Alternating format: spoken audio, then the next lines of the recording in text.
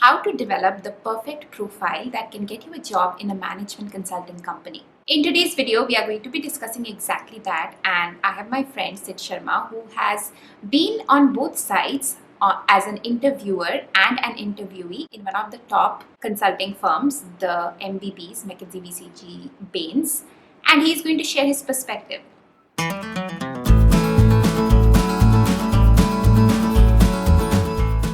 Hi folks, I'm Sid. I work for a fintech now, but prior to that I had worked with one of the top 3 consulting firms for 5 years as part of the Mumbai as well as New York office. Prior to that I graduated from IIM Bangalore. I had gotten this consulting offer back when I was part of the summer's placement process. So today I want to talk about what is the kind of profile that could get you into consulting from a B school. And we will cover this both for the summer's placement process as well as the finals placement process. I have been a part of the summer's placement process, and I have also been back on campus as a part of the recruiting team during both the summer's placements as well as the finals placement. So we'll be sharing my experience and observations both as a candidate as well as a recruiter. So what's the ideal profile that a consulting company is looking for? It's basically driven by what makes a successful consultant.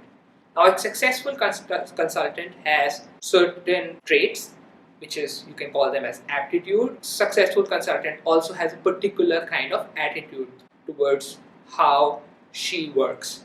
Now, on the aptitude side, obviously what's very important is having problem solving skills. And when I say problem solving, it's basically about the ability to solve new problems in new contexts rather quickly and sometimes with limited data points or limited structural frameworks available. Other trait per se, which is very important to be a successful consultant, is having the right communication, and that is both oral communication as well as written communication. So broadly, these are the 2 skill sets that will make you successful at consulting. On the attitude side, and this is also very important, is that they are looking for team players. They are looking for people who are go-getters because it's a challenging job, and then they are looking for people who are diligent because not every day during consulting you would be so inspired to work on that problem that you are presently working on. So they're looking for evidence which makes them confident that you're the kind of person who has both the right attitude as well as the right aptitude. Now, how do they do this? So obviously the one single source of information they have is your resume. Now, your resume typically has elements across 4 broad categories, and this is also these are also the 4 broad categories into which most people structure their resumes. So you have your academics, you have work experience, you have positions of responsibility, and then you have your extracurricular experiences / achievements. Each of these gives you an opportunity to showcase that you have those skills which make a consultant successful. For example, if you have been really good at academics, it shows that you are diligent. It shows that you try to be good at what you do, irrespective of whether you are super interested in it or it is just something that you need to get past, because obviously not all of us like all of the subjects we ever studied. But having a good academic performance shows that you could stay with those topics that probably didn't interest you, and that makes for a good consultant. And that's just one example.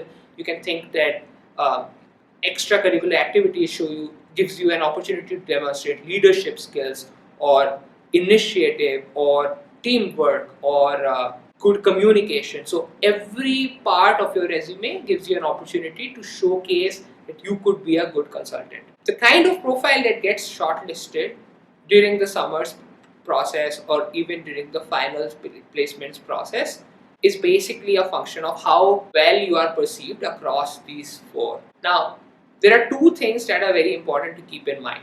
One, whenever someone looks at your resume, especially when consulting companies look at your resume, there is recency bias. So your most recent achievements or experiences count for more than something you did, let's say, 6 years back. The second one is that the entire process is relative. They are looking to shortlist a certain subset of the entire applicant pool, and I will get into one by one how that happens. Well, let's start off with the fact that there is a lot of recency bias. Now, when you're sitting in the summer's placement process, you hardly spend 2 or 3 months on the new B school campus.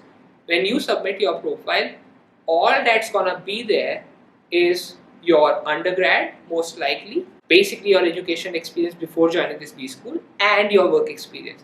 That is all they can see. However, when you sit during the finals placement process, they will have the ability, the consulting company will have the ability to look at what you were up to in the last 1.5 to 2 years while on campus.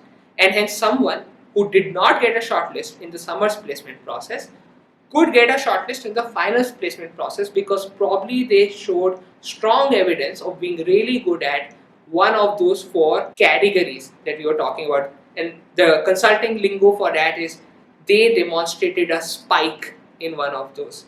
So they demonstrated a spike, let's say in academics, by being one of the top 10 rankers on campus. Or they demonstrated a spike in positions of responsibility by being elected as, let's say, the president of the student body. That is why you would see that people who didn't get a shortlist in the summers process end up getting shortlist in the finals process. And it is completely possible that someone who probably got a shortlist in the summers process, in fact, may even have gotten a PPO during the internship, has probably zero chance of getting shortlisted during the finals process because probably the 1.5 years on B school, they didn't perform as well, let's say, on academics or positions of responsibility or extracurriculars and so on. So that's important. The recency bias means that different kind of people get shortlisted in the summers versus the final process. The second thing is that it's all relative. What that means is that the same profile which could get a shortlist on, let's say, IIM Calcutta may not get a shortlist in IIM Bangalore. And I have seen so many such examples in my own batch. The reason for that is that, let's take the example of Calcutta. Calcutta is known for having a lot of people with engineering backgrounds. A lot of IITians go there. But Bangalore is known for having people with much more diverse profiles. Now, when a consulting company comes to recruit from Bangalore, they have some precept of this is the kind of profiles we're going to get from this campus. We will get people who are CAs, we will get people who are commerce graduates, or we will probably even get people who have some international background. They are not most likely there to look for like engineers who are just raw problem solvers. They can get those kind of profiles aplenty in Calcutta and also in Ahmedabad. You must assess that within your batch, how unique is your profile. My 2 close friends who were from the same undergrad campus and had the same majors, if they were both electrical engineers and so was I, almost the same CG, we were all like top 5 rankers. All of us could not get a shortlist because there were only 25 or 30 spots that the consulting company is trying to fill as far as the shortlist goes. They can't have like 3 or 4 people with exactly the same profile. So they would try to choose between them. So that's also very important. So it's relative not just at an institute level, it's also relative within that particular micro profile that probably you have. One more factor which strongly impacts, and this is honestly the most, or rather the least known factor. This is something that I learned more by being on the other side during the recruitment process, which is consulting companies. Just because the most B school campuses have a spot system and not a slot system, are trying to optimize the chances that the people that they shortlist interview with them and accept the offers that they make. What that means is that if you have a profile which almost shouts that you are a finance guy, you are a numbers guy, that you have work experience at a bank for 3 or 4 years, and you have been great at your academics, but you really don't have a lot of extracurricular activities or a lot of positions of responsibility, they would still have that feeling that most likely consulting is not your jam. So what they would do is they would probably not look at your profile so favorably because they would find someone else who may probably have some 2 other spikes, but just because of the fact that they're not coming from a traditional finance background, there is a higher likelihood that that person will show up for an interview and that that person will actually take the offer when the offer is made. This is also something that impacts